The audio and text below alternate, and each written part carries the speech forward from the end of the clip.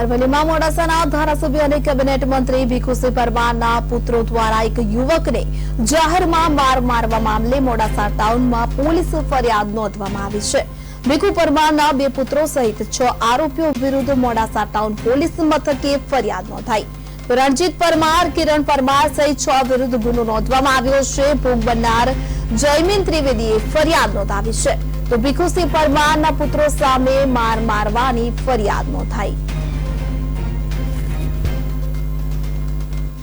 એ જે video viral થયેલો એ 17/2/2025નો video હતો અને એમાં તમને જેમ કે જોવા મળે છે કે અમુક માણસો છે એક જે માણસ છે એને મારી રહ્યા છે. એ જે ઈજા પામનાર છે એ વ્યક્તિ જયમીન વરદભાઈ ત્રિવેદી, એનો જે તે સમયે જ પોલીસ દ્વારા એનો સંપર્ક કરી અને એમને કોઈ ફરિયાદ હોય તો એ આપવા માટે જણાવવામાં આવેલ હતું, પરંતુ જે તે સમયે એણે ફરિયાદ આપેલ ન હતી અને આજે એ જે છે પોતાના પરિવારના સભ્યો સાથે ચર્ચા કરી અને જે આરોપીઓ છે એની વિરુદ્ધમાં ફરિયાદ આપવા આવેલા, એટલે મોડાસા ટાઉનમાં આજે ફરિયાદ નોંધવા.